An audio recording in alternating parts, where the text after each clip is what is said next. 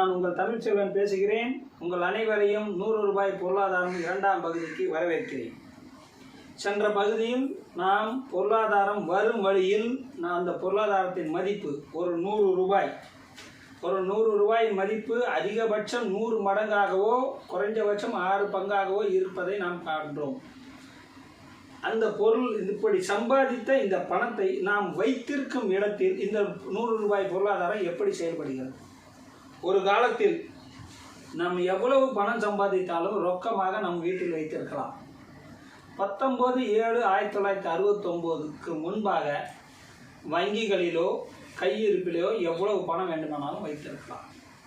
தேசிய உடைமையாக்கப்பட்ட தினம் 19/7/1969 14 வங்கிகள் நாடு முழுவதும் தேசியமயமாக்கப்பட்டது. அந்த சமயத்திலிருந்து மக்கள் அனைவரும் தங்கள் பணத்தை வங்கிகளில் வைக்குமாறு அறிவுறுத்தப்பட்டார்கள். நாடு முழுக்க இதற்கான பிரச்சாரங்கள் நடந்து கொண்டே இருந்தன. குறிப்பாக கோடை காலங்களில் பள்ளி மாணவர்களை குறிவைத்து பன்றிக்குட்டி உண்டியல் இவைகளை கொடுத்து சேமிக்க கற்றுக் கொடுத்தார்கள். இந்த சேமிப்புகள் மூலமாக உங்கள் பணத்தை கைகளில் வைத்திருக்காமல் வங்கிகளில் வை என்றார். ஒரு கட்டத்தில் 1994இல் தேசிய உடைமையாக்கப்பட்ட வங்கியிலிருந்து தனியார் வங்கி முதலாக 1994இல் தொடங்கியது. பிறகு தேசிய உடைமையாக்கப்பட்ட வங்கிகளே தனியாருக்காக 2021இல் மாறிப்போனது.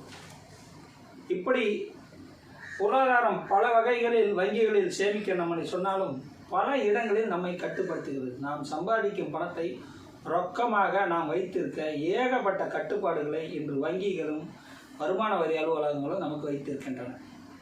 அதில் நமக்கு என்ன சிக்கல், என்ன நஷ்டம், நமக்கு என்ன லாபம், அதை நாம் பார்ப்போம். உதாரணமாக இந்த மாதிரி பணப்பைகளில் நாம் எவ்வளவு பணம் வைத்திருக்கலாம் என்றால், ஒரு நாளைக்கு நம்முடைய செலவு எவ்வளவு என்று நாம் கணக்கிடுகிறோமோ அதை ரொக்கமாக வைத்திருக்கலாம். அதற்கு தாண்டிய பணத்தை கிரெடிட் கார்டு அல்லது டெபிட் கார்டு எனப்படும் கடனற்றை ரொக்க அட்டைகளாக தான் வைத்திருக்க வேண்டும். ஒரு வீட்டில் எவ்வளவு ரொக்கம் வைத்திருக்கலாம்? 2 மாதத்திற்கான உங்கள் குடும்பத்திற்கான செலவு எவ்வளவோ அதை ரொக்கமாக வைத்திருக்கலாம். அதற்கு மேற்பட்டு வைத்திருக்க வேண்டாம் என்று அறிவுறுத்துகிறார்கள். ஒட்டுமொத்தமாக உங்களிடம் எவ்வளவு ரொக்கம் இருக்கலாம் என்றால், வீடு, அலுவலகம், வங்கிகளை தவிர்த்த இடங்களிலே 7 மாதத்திற்கு உங்களுக்கு தேவைப்படும் சராசரி செலவுக்கு மேற்பட்ட தொகைகளை ரொக்கமாக வைத்திருக்க வேண்டாம் என்று வங்கிகளும் வருமான வரி அலுவலகங்களும் இன்று நம்மை வலியுறுத்துகின்றன. மோடி கொண்டு வந்த பண பரிமாற்ற திட்டத்திற்கு பிறகு பணத்தை நாம் ரொக்கமாக வைத்திருப்பதே இல்லை.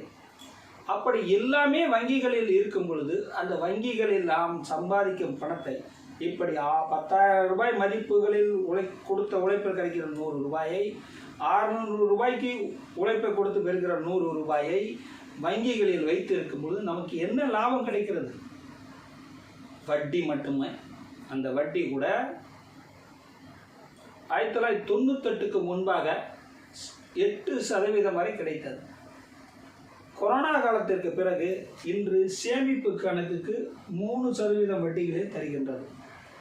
அதாவது ஒரு 100 ரூபாயை 3 மாதம் எந்த வங்கி கணக்கிலும் எடுக்காமல் முழுமையாக வைத்திருந்தால் உங்களுக்கு 75 பைசா கிடைக்கும்.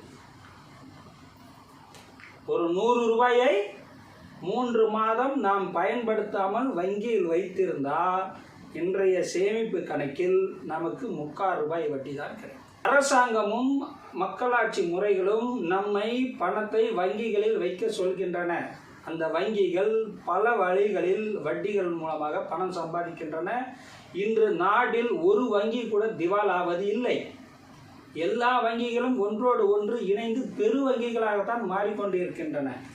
அப்போ எல்லா வங்கிகளும் குறைந்தபட்சம் ஒரு காலாண்டில் 1000 கோடிக்கு மேற்பட்டு தான் லாபங்களை சம்பாதிக்கின்றன.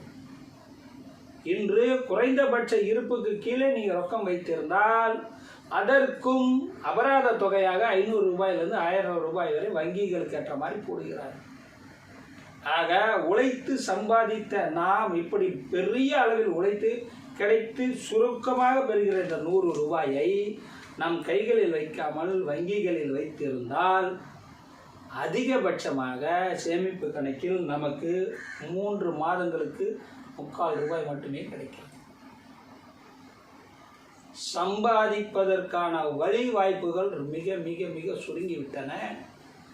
வைத்திருக்கிற பணத்திற்கு மதிப்புகளும் நமக்கு கிடைப்பது மக்கள் அரசாங்கத்திலிருந்து வங்கிகளிடமிருந்து மிக மிக மிக சுருங்கிவிட்டது.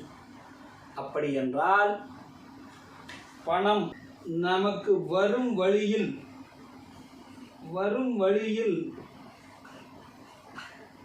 1000 பங்கு உழைப்புகளை எடுத்துக்கொண்டு நமக்கு 1 பங்கை தருகிறது, அல்லது 6 பங்கு உழைப்பை எடுத்துக்கிட்டு நமக்கு 1 பங்கை தருகிறது.